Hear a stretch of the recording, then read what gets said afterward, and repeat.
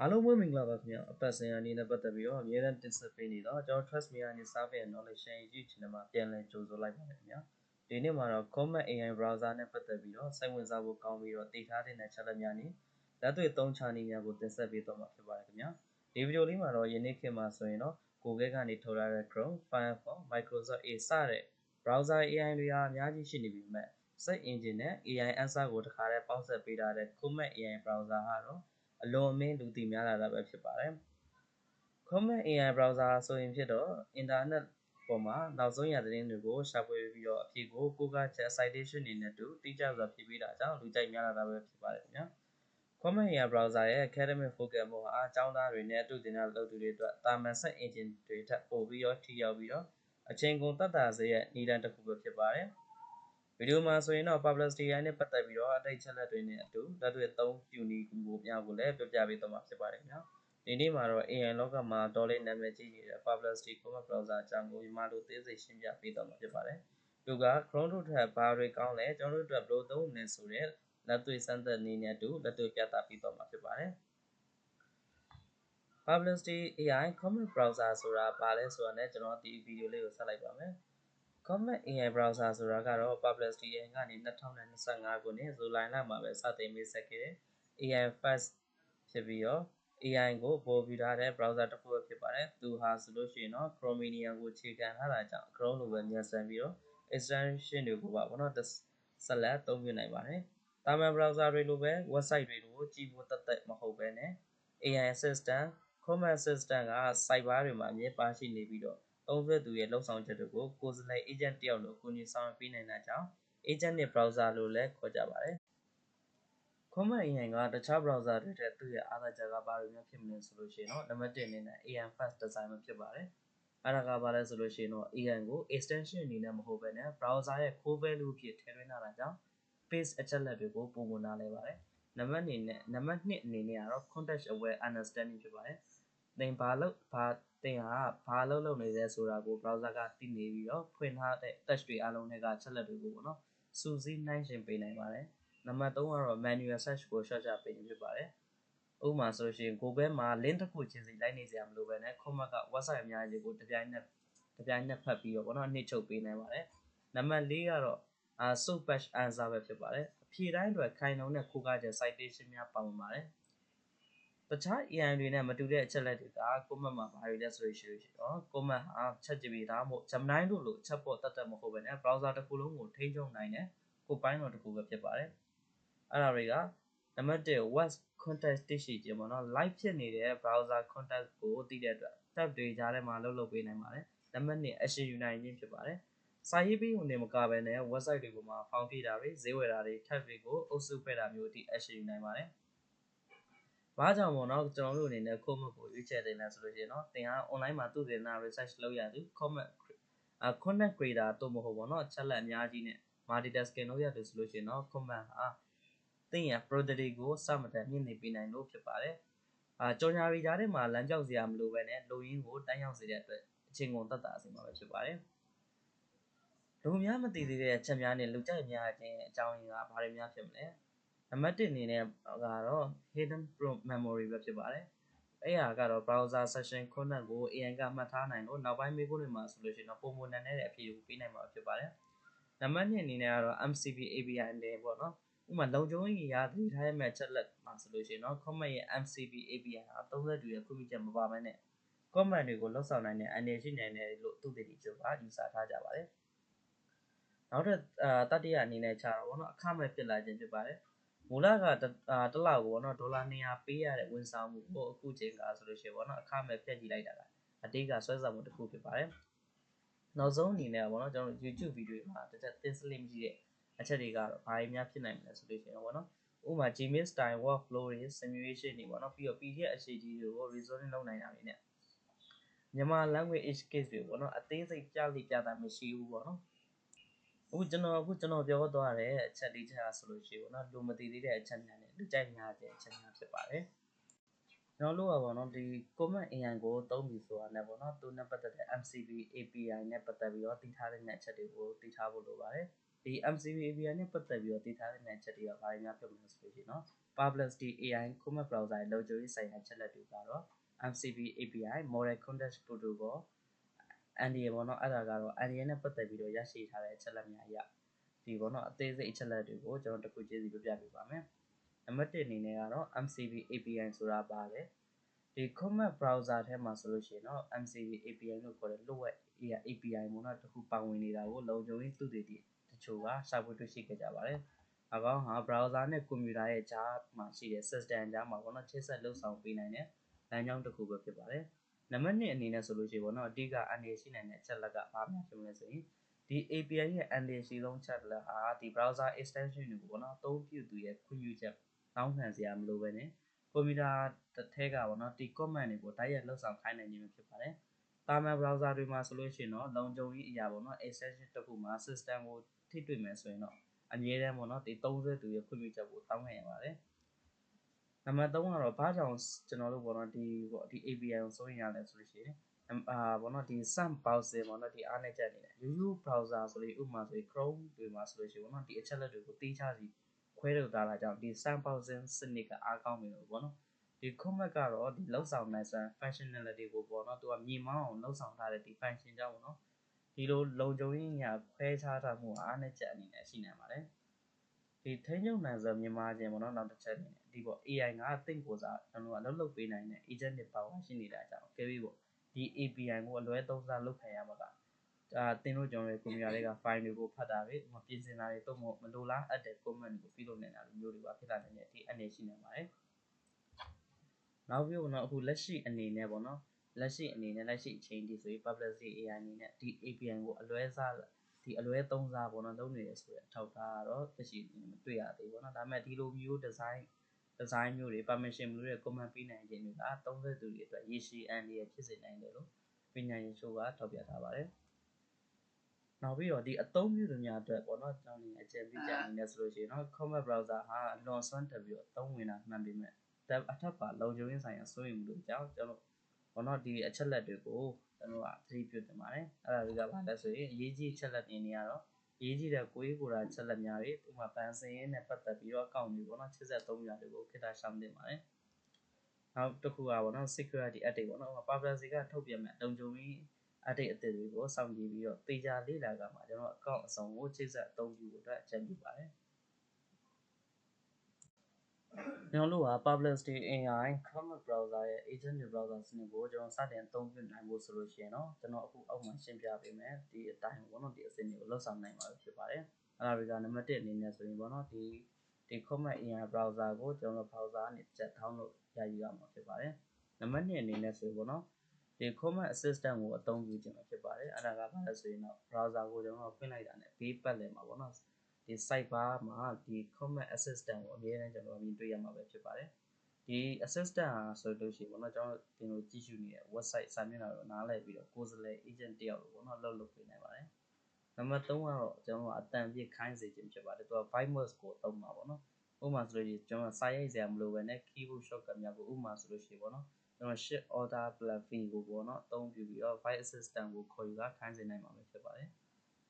ဒီစနစ်ဟာဆိုလို့ရှိရင်ပေါ့နော်ဒီမြန်မာအတန်ကိုကောင်းစွာနားမလည်သေးတော့လေကျွန်တော်ကပေါ့နော်အင်္ဂလိပ်လိုပြောပြီးတော့မြန်မာလိုပြန်ဖြေခိုင်းလို့လည်းရပါတယ်နံပါတ်4အနေနဲ့ပေါ့နော်ဒီ speed and word speed ပေါ့နော်ဖန်တီးခြင်းဖြစ်ပါတယ်အဲ့ဒါကတော့ browser ရဲ့ဘက်ချမ်းမှာရှိတယ်ပေါ့နော် space တို့မို့ Perplexity space ကိုတွားရောက်ပြီးတော့ကျွန်တော်တင်ယူမှုတို့မို့သူတင်တာ research လုပ်ငန်းများအတွက်ပေါ့နော်တည်တံ့ word space အနေနဲ့ဖန်တီးနိုင်ပါတယ်ဥပမာဆိုလို့ရှိရင်ပေါ့နော်ဒီ trip planner ပေါ့နော် template ကိုကျွန်တော်ယူပြီးတော့ခီးစဉ်များကိုစတင်စီစဉ်နိုင်တာရေးဆွဲနိုင်တယ်လုပ်နိုင်ပါတယ်နံပါတ်5အနေနဲ့ပေါ့နော်ဒီတခြား service များနဲ့ကျွန်တော်ချိတ်ဆက်ခြင်းဖြစ်ပါတယ်ဥပမာဆိုလို့ရှိရင်တော့ပုံမကောင်းတဲ့ agent အတွေ့အကြုံရရှိနိုင်ဖို့အတွက်ဆိုလို့ရှိရင်တော့ပေါ့နော်ဒီ Gmail နဲ့ calendar တို့ကိုချိတ်ဆက်ပေးနိုင်ပါတယ်တို့ဒီလိုမျိုးပေါ့နော်ချိတ်ဆက်ပြီးပါကကျွန်တော်ကဒီပေါ့နော်ဥပမာဆိုရင်မနေ့ကရောက်တဲ့အရေးကြီး email ကိုကျွန်တော်အချင်းချုပ်ရေးပေးပါသုံးဖို့ပေါ့နော်ဥပမာလာမယ့်ပတ်အတွက်ပေါ့နော်ကျွန်တော်ကလောက်အတွက်အားတဲ့အချိန်ကိုကျွန်တော်ရှာပေးပါပေါ့နော်ဒီလိုမျိုးကိုမေးပြီးတော့ကျွန်တော်ခိုင်းစေလို့ရမှာဖြစ်ပါတယ်နံပါတ်6ကတော့ဒီ AI model ကိုရွေးချယ်ပေးပါတယ်ဥပမာအသုံးပြုသူကပေါ့နော်ကျွန်တော်တို့စိတ်ကြပေါ့နော် AI model ပြန်ဖြစ်တဲ့ GPT-4 လို့ Cloud 3တို့မဟုတ်ပေါ့နော်ဒီ Gemini Pro တွေကိုစတာတွေကိုကျွန်တော်ရွေးချယ်ပြီးအသုံးပြုနိုင်မှာဖြစ်ပါတယ် ဒီပေါ့နောက်ဆုံးအနေနဲ့ကျွန်တော်အနေနဲ့ပြောရရင်ဒီတတိပြမဲ့ချက်ကအနေနဲ့ဆိုလို့ရှိရင်เนาะဒီ Chrome browser ကတော့ဒီပေါ့တခြား in browser တွေထွက်စားလေအရင်ဆွမ်းထက်ဟိုအဆန့်အစင်ပြီးရပါတော့ပြီးတော့ဆွမ်းထက်ပြီးတော့ဒီကျွန်တော်အလုပ်တွေကိုကိုစားလုပ်ပေးနိုင်မှာပဲဖြစ်ပါတယ်ဒီအဲ့မှာပေါ့နော်ဒီ MCP API ကဲ့သို့ပေါ့နော်ဒီလှုပ်ဝက် API များကြောင့်ကျွန်တော်လုံခြုံရေးဆိုင်ရာစိုးရိမ်မှုများအချို့လည်းကျွန်တော်ရှိနေနိုင်ပါသေးတယ်ဒါကြောင့်ပေါ့နော်ဒီအရေးကြီးတဲ့ fan sale တွေနဲ့ချိတ်ဆက်တဲ့အခါမှာဆိုပြီးပေါ့နော်တတိထားဖို့အရင်းမြစ်များကကျွန်တော်တို့ကိုကြံပြုဖို့အနေနဲ့ကျွန်တော်ပြောချင်ပါတယ်ဒီဗီဒီယိုရဲ့ရှေ့မှာဆိုလို့ရှိရင်ဒီ Chrome AI browser နဲ့ပတ်သက်ပြီးတော့တည်ထားတဲ့ချက်လက်တွေကိုတစ်ချက်မျှဝေပြီးရနောက်မှာဆိုလို့ရှိရင်ဒီ Chrome AI browser ကိုအသုံးပြုသူများအနေနဲ့ပေါ့နော်တစ်ချက်ဘယ်လိုအသုံးပြုလို့ရမလဲဆိုတဲ့ဥစ္စာကိုတစ်ချက်မျှဝေပြီးတော့မှာဖြစ်ပါတယ်အဲ့တော့ပထမဆုံးအနေနဲ့ပေါ့နော်ကျွန်တော်တို့က AI browser ဖြစ်ဖြစ်ဒီ AI နဲ့သုံးမယ်ဆိုရင်မဖြစ်မနေဟာဒီကို internet access ရှိဖို့လိုပဲပေါ့နော်ဒီမှာတက်နေတဲ့ Wi-Fi တို့မဟုတ် mobile access တခုကိုတက်ချက် laptop ဖြစ်ဖြစ်ဖုန်းဖြစ်ရှိရမယ်ကျွန်တော်ကဒီ laptop နဲ့တစ်ချက်စမ်းပြပေးသွားမှာဖြစ်တော့ကြောင့်ကျွန်တော်ကဒီပါပေါ့နော်ဒီမှာတစ်ချက်ဒီ Wi-Fi လေးတစ်ချက်ချိန်ထားလိုက်တယ်ချိန်ထားပြီးပြီဆိုတော့လည်းကြိုက်နေတဲ့ browser တစ်ခုကိုကျွန်တော်ဒီ Comet browser တစ်ချက်ထောင်းမှာဖြစ်တော့ကြောင့်ကျွန်တော်က browser တစ်ခုကိုတစ်ချက်သွားလိုက်မယ်ကျွန်တော်ကတော့ Google Chrome တစ်ချက်ရွေးထားပါတော့ပြီးပြီဆိုတာနဲ့ကျွန်တော်တို့ကဘယ်လိုသွားမလဲလဲဒီမှာ search bar မှာပေါ့နော် Comet browser download ဆိုပြီးတော့တစ်ချက်နှိပ်လိုက်မယ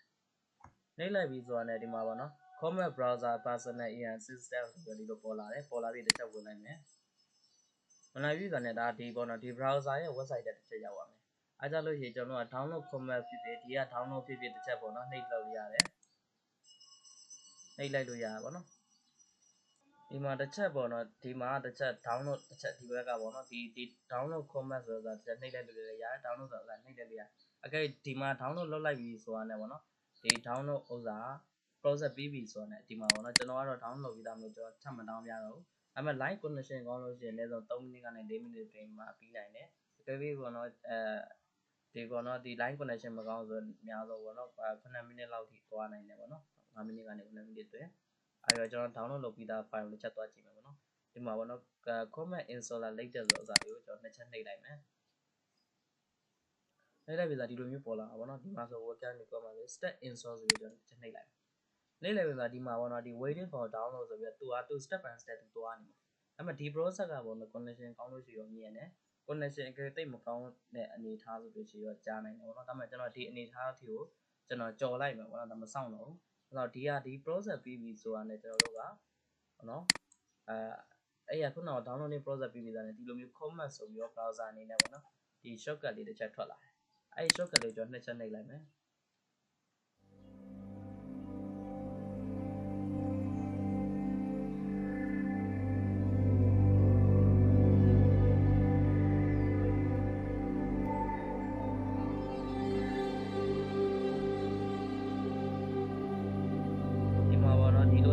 ်ကြားကြအောင်ဆိုလို့ရှိရင်ဒီကောင်လေးကို use လုပ်လိုက်လို့ရပါတော့အတန်အကယ်ကြားကြတယ်ဆိုလို့ကျွန်တော် gas status ဆိုတော့နှိပ်လိုက်မယ်ပြီးလို့ရှိရင်ပေါ့နော်ဒီမှာဗာပြောချင်တာလဲဆိုတော့ဒီမှာတစ်ချက်ထားလေးတစ်ချက်နှိပ်လိုက်တယ်ဒီမှာ Chrome preview ဆိုတာဒီမှာကျွန်တော် Chrome မှာဆိုကျွန်တော် account တစ်ချက်ဝင်လာဖြစ်တဲ့ကြောင့်အကယ်ဒီ preview account နဲ့သွားရင်လည်းဆိုလို့ရှိရင်ဒီမှာပေါ့နော်ကျွန်တော်တခါလေဒီ Chrome အတိုင်းပေါ့နော်ကျွန်တော်ရဲ့ function တွေအကုန်လုံးကဒီ Chrome မှာဝင်ထားတဲ့အတိုင်းပဲတကယ်ရှိနေမှာပေါ့နော်ဒါရလည်းဒီတော့ဒီ Microsoft Edge မှာဝင်ထားတဲ့အတိုင်းတခုရှိနေမယ်ဒီမှာဒီအကယ်ကျွန်တော် trust နဲ့ဝင်ရတဲ့ trust တိုင်းပေါ့နော်အဲ့လိုမျိုးဖြစ်နေမှာအဲ့တော့ကျွန်တော်ဒီမှာဆိုလို့ရှိရင် preview နဲ့ပဲကျွန်တော်ချက်ဝင်လိုက်မယ်ဒါဒီဘောနော်ခုံးနဲ့ဝင်ခြင်းဆိုလို့ရှိရင်လည်းပေါ့နော်ဒီမှာကျတော့ဒါကြီးက set engine အနေနဲ့ပေါ့နော်ပြောချင်တာဒီ Mozilla Firefox လို့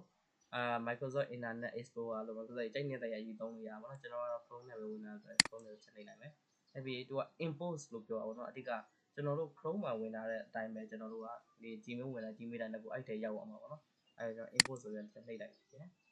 အခဲကတော့ကိုကဝင်ခြင်းနေဆိုလို့ရှိရင်ဒီတိုင်းနှိပ်လိုက်ပေါ့နော်အဲ့လိုမျိုးမလုပ်ချင်ဘူးဒီတိုင်းမဝင်ကြတော့အသစ်အနေနဲ့ဝင်မယ်ဆိုလို့ရှိရင် do this later ပေါ့နော်အဲ့ကောင်နှိပ်လိုက်အသစ်အနေနဲ့ဝင်ခြင်းနေဆိုလို့ရှိရင်ပေါ့နော် do this later နှိပ်လိုက်ပြီး profile မှာပေါ့နော်ဒါအခုဘက်ကိုအသစ်ပေါ့နော်တတ်ခုနက Chrome နဲ့မရောဘူးတတ်အသုံးပြုခြင်းနေဆိုလို့ရှိရင်ဒီမှာပေါ့နော်တခုတတ်ပေါ့နော်တခုပေးလိုက်မယ် ID ဆိုပြီးတော့တခုပေါ့နော်ပေးလိုက်အဲ့ပြီးဒါကြီးကြောက်ကြိုက်နေတဲ့ရဲ့ဥစ္စာလေးပေါ့နော်ဒါလေးကြိုက်နေတဲ့ဥစ္စာဒါရဲ့ဂျိုးပုံစံမျိုးလေးပေါ့နော်ဒါကြိုက်တဲ့အကြောင်းလေးတစ်ချက်ရွေးလို့ရတယ်ရွေးပြီးပြီဆိုတာနဲ့ကျွန်တော်တို့ပေါ့နော်ဒါကြီးကြတော့ မှာ that amount အနေနဲ့သွားမလားဒါမှမဟုတ် light အနေနဲ့သွားမလားဒါမှမဟုတ် original device အနေတိုင်းရှိနေတဲ့အတိုင်းသွားမလားပေါ့နော်တိုက်တာသွားလို့ရတယ်နောက်သွားခြင်းလည်းဆိုကိုပဲနှိပ်လိုက်ပေါ့နော်အဲတော့ကျွန်တော် shift သွားမယ်ဆိုတော့ကြောင့် continue ဆိုတော့နှိပ်လိုက်မယ်နှိပ်ပြီးပေါ့နော်သူ default ဖြစ်နေတာကျွန်တော် default တော့မလုပ်ချင်ဘူးเนาะဒါဘာလို့လဲဆိုတော့ Chrome ကိုကျွန်တော် default ပေးတာဖြစ်လို့ကြောင့် default မလုပ်ဘူးအဲတော့ဒီအစိမ်လေးကိုကျွန်တော်skin နှိပ်လိုက်မယ်default လုပ်ချင်တယ်ဆိုတော့ open setting နဲ့ဝင်လိုက်ပေါ့နော်ကျွန်တော်မလုပ်ချင်တဲ့အတွက်ကြောင့် skin နှိပ်လိုက်ဒီမှာပေါ့နော်ဒီ one last step ပေါ့နော်ဟိုက pin comment to touch bar ပေါ့နော်ဒီcomment AI ကဒီ touch bar မှာပေါ်နေတာပေါ့နော်နောက်တစ်ခုက open comment one your computer step အကဲ၍ပေါ့နော်window တက်တာနဲ့ဒီ comment AI ပေါ်နေတာပေါ့နော်အဲ့လိုမျိုးတစ်ချက်ရှိရပြီးတော့ improve comment ဆိုပြီးတော့အဲ့လိုပေါ်လာတယ်မကြိုက်ဘူးဆိုလို့ကျွန်တော်အမှန်ချင်းလေးတစ်ချက်ထုတ်လိုက်လို့ရပါတော့အဲ့တော့ step comment ဆိုတော့တစ်နှိပ်လိုက်မယ်ဒီလိုလေးတစ်ချက်ပေါ်လာပါတော့ဒါတော့ installation process အနေနဲ့တစ်ချက်ပြီးသွားတာ installation ဒါဆိုလို့ရှိရင် installation process အနေနဲ့ comment AI ကို installation process ပထမဆုံးအနေနဲ့တစ်ချက်ပြီးသွားတာပြီးတော့ဆိုအကယ်၍ပေါ့နော်ကျွန်တော်က Gmail ကောက်နဲ့တစ်ချက်ဝင်မယ်ဆိုလို့ရှိရင်ကျွန်တော်တို့ကပေါ့နော်continue with Google ဆိုပြီးတော့တစ်ချက်နှိပ်လိုက်လို့ရတယ်ပြီးတော့ပေါ့နော်ဒီပေါ့ search comment default အနေနဲ့တစ်ချက်သုံးနေတယ်ဆိုလို့ရှိရင် default အနေနဲ့တွားလိုက်လို့ရတယ်ဒါပေမဲ့ကျွန်တော်ဒီကောင် default မသုံးဘူး Chrome ကိုပဲသုံးနေတယ်ဆိုတော့ကျွန်တော် default မလုပ်ဘူးပေါ့နော်အဲ့တော့အကယ်ကိုက Gmail ကောက်ဝင်နေတယ်ဆိုလို့ရှိရင် Gmail ကောက်ဝင်ရတယ်ဒီကောင်ရဲ့အားသာချက်ကဘာလဲဆိုရင်ကျွန်တော်ဒီပေါ့နော်ဒီ Gmail ဝင်လိုက်ပြီးဆိုတော့အကယ် Perplexity AI မှာပါတဲ့ function တွေပါအစကျွန်တော်သုံးလို့ရအောင်ပါပေါ့နော်အဲ့လိုတစ်ချက်ရှိမယ်အကယ်ကိုက Gmail ကောက်နဲ့တစ်ချက်ဝင်မယ်ဆိုလို့ရှိရင်ဒီမှာ Gmail ပေါ့နော် Gmail ကောက်လေတစ်ချက် email address တွေ Gmail နဲ့ပတ်သက်တဲ့ Gmail လိပ်စာပြီးတော့ password တစ်ချက်ရိုက်ထည့်ရပါပေါ့နော်အဲ့လိုတစ်ချက်ရှိမယ်ကျွန်တော်တို့ဒီမှာတော့တစ်ချက်မဝင်ပြတော့ဘူးပေါ့နော်ဒါပုံမှန်တိုင်းမျိုးဆိုအဲ့တော့ဒီမှာပေါ့နော်ဒီတစ်ချက်အကယ်၍ပေါ့နော်ကိုက Gmail ကောက်မသုံးတော့ကိုမှ Apple account ရှိရဆိုတော့ Apple account ပေါ့နော်တစ်ချက်ဝင်လို့ရတယ်သုံးလို့ရတယ်ပေါ့နော်ဒါလေးက installation process အနေနဲ့တစ်ချက်ပြီးသွားပြီပေါ့နော်ဘယ်လိုမျိုးအသုံးပြုလို့ရမလဲဆိုတော့ဥစ္စာကိုကျွန်တော်တစ်ချက်ချင်းစီမျှဝေပေးသွားပါမယ်ဒီကျွန်တော်ကတော့ဒီ comment AI ကိုတခုပေါ့နော်ဘယ်လိုအသုံးပြုလို့ရမလဲဆိုတဲ့ဥစ္စာကိုတစ်ချက်ထုတ်ပြပေးသွားမှာဖြစ်ပါတယ်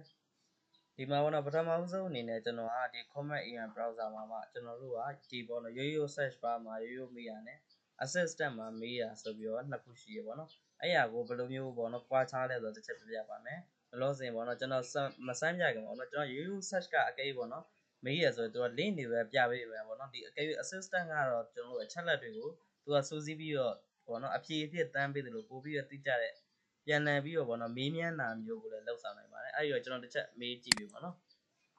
ဒီမှာကျွန်တော်အသိဉာဏ်ပြပေါ့နော်ဒီ list the 5% more affordable trip to take during the Myanmar holiday ပေါ့နော်အားလည်းမှာအဓိကသွားလို့ကောင်းဆုံးနဲ့အဆင်ပြေဆုံးပေါ့နော်ကျွန်တော်၅ခုပြောပြပါဆိုပြီးတော့ကျွန်တော် English လိုပဲမေးလိုက်တယ်ပေါ့နော်မေးလိုက်တယ်ကျွန်တော်တစ်ချက်ပေါ့နော်မေးလိုက်မယ်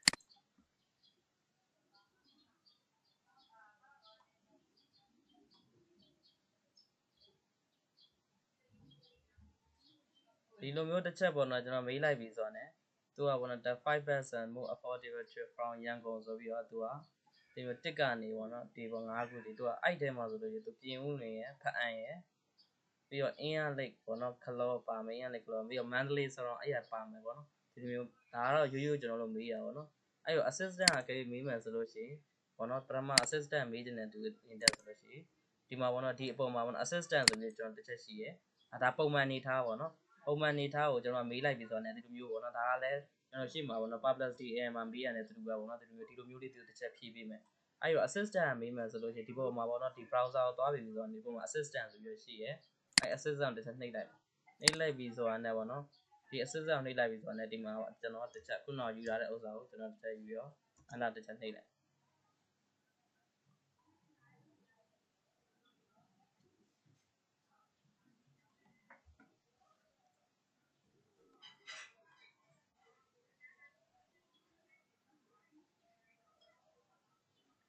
်အဓိကပေါ့နော်မေးရခြင်းတူတူဖြစ်တာအောင်မှာဒီပါပေါ့နော်သူပေါ့ကျွန်တော်ကမေးရဲ့ question ကတော့ဒီအဖြေမေးရတာတူတူပဲဒါပေမဲ့ပေးတဲ့အဖြေချင်းတွေကမတူဘူးပေါ့နော် assistant မေးရတာတစ်ခုနဲ့ဒီပေါ့နော်ဒီမှာဆိုလို့ရှိရင်ပေါ့နော်ကျွန်တော်နှစ်ခုရှင်းရမယ်ဆိုလို့ရှိရင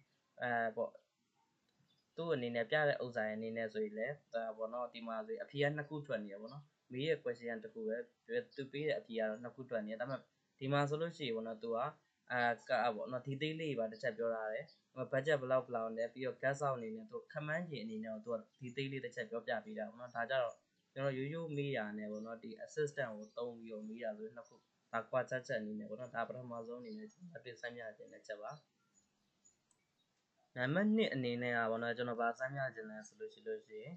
်ပေါ့နော်ဒီကျွန်တော်တို့ကဒီ assistant မှာပေါ့နော်ဒီ tab တွေကိုကျွန်တော်စာပြည့်အလုပ်လုပ်ခိုင်းတယ်ပေါ့နော်အဓိကဒီနေရာပြောချင်တာကကျွန်တော် paint version နဲ့ free version ဆိုပြီးနှစ်ခုရှိရယ်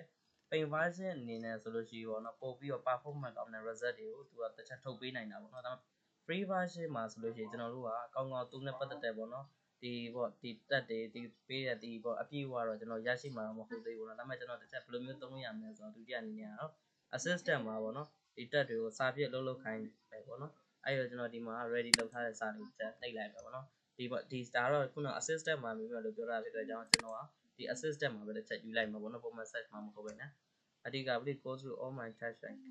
give for each this video ဆိုပြီးတော့ပေါ့နော်ကျွန်တော်တစ်ချက်မေးလိုက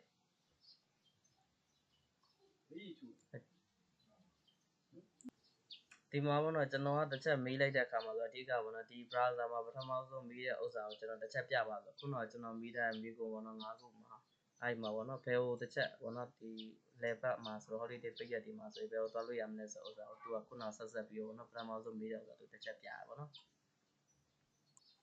နောက်တစ်ခုပေါ့နော်ဒီ tab တွေကို assistant မှာပေါ့နော်ဒီ tab တွေကိုကျွန်တော်စာမဲ့အလုပ်လုပ်ခိုင်းမှာပေါ့အဲ့ရတော့ဗာလဲဆိုကျွန်တော်ဒီပေါ့နော် what YouTube video edition was yesterday ဆိုပြီးတော့ကျွန်တော်အင်္ဂလိပ်လိုအဓိကပြီးလိုက်မှာပေါ့နော်အဓိကမနေ့ကကျွန်တော်ကြည့်ခဲ့တဲ့ YouTube video ကဗာလဲဆိုတော့ဥစ္စာတစ်ချက်ပြီးလိုက်မှာဒါမှပြောချင်တာပေါ့နော်ဒီမေးဖို့မေးတဲ့အခါမှာဆိုလို့ရှိရင်ကျွန်တော်တို့ကဒီကိုခဲအကောင့်ပေါ့နော်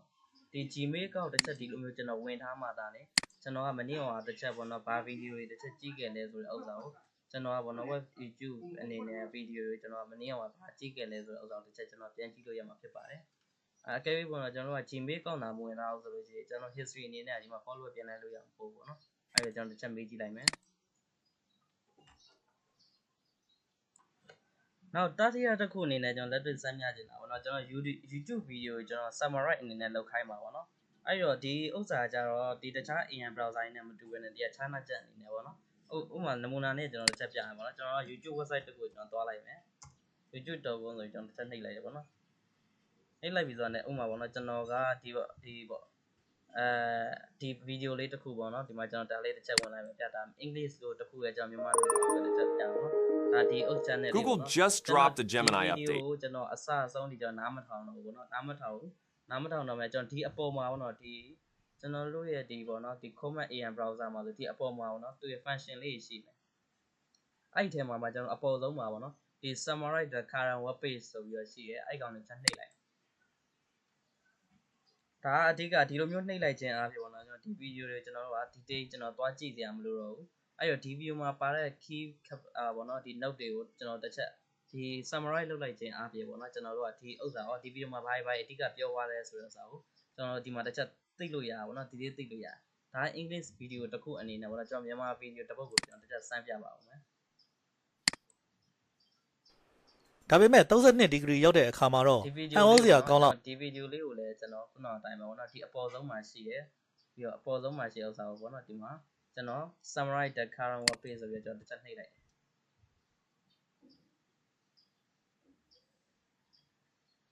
်သူ့ရဲ့အားသာအခုကျွန်တော်ကဒီမှာတော့ font တော့တိတ်မှတ်မှန်ဘူးနော်အဆင်မပြေဘူးပေါ့နော်ဒါပေမဲ့ပြောချင်တာဒီ font ကိုကျွန်တော်တစ်ချက်မချိန်ထားလို့ဒါ font ကဒီမှာအဆင်မပြေဘူးဖြစ်နေတာပေါ့နော်ဒါပေမဲ့ဒီမှာသတိထားမိလားတော့မသိဘူးကျွန်တော် YouTube ဗီဒီယိုမှာပေါ့ English တစ်ခုဆိုရင်ကျွန်တော် English လို့ summarize လုပ်ပြသွားတယ်မြန်မာဗီဒီယိုဆိုမြန်မာလိုပေါ့နော်တစ်ချက် summarize အနေနဲ့တစ်ချက်လုပ်ပြသွားတယ်ဒါကြောင့်ပေါ့နော်အဓိကဒီဗီဒီယိုတစ်ပုံလုံးကိုကျွန်တော်တို့ကဟိုအရင်လိုတစ်ချက်ကြည့်စရာမလိုပဲနဲ့ summarize လုပ်ခြင်းအပြင်ဒီဗီဒီယိုမှာပါတဲ့ key message ကိုကျွန်တော် detail လေးတစ်ချက်သိလို့ရတာပေါ့နော်သူ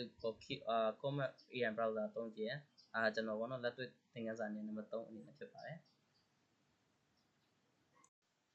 ်နံပါတ်4အနေနဲ့ကမြန်မာလိုပေါ့နော်ကျွန်တော်မေးခွန်းနေတစ်ချက်မေးပြပြီးတော့ဖြစ်ပါတယ်မြန်မာနိုင်ငံရဲ့ကျွန်တော်လက်ရှိစီးပွားရေးအခြေအနေကိုကျွန်တော်တစ်ချက်ပေါ့နော်ဒီမှာ search bar မှာမဟုတ်ဘဲနဲ့ပေါ့နော်ဒီ AM browser မှာမဟုတ်ဘဲနဲ့ကျွန်တော် assistant မှာတစ်ချက်မေးကြည့်မှာပေါ့နော်အဲ့ဒါကျွန်တော်တစ်ချက်မေးလိုက်မယ်မေးပြီးဆိုရင်ကျွန်တော် under လေးချက်ခောက်လိုက်မယ်ပေါ့နော်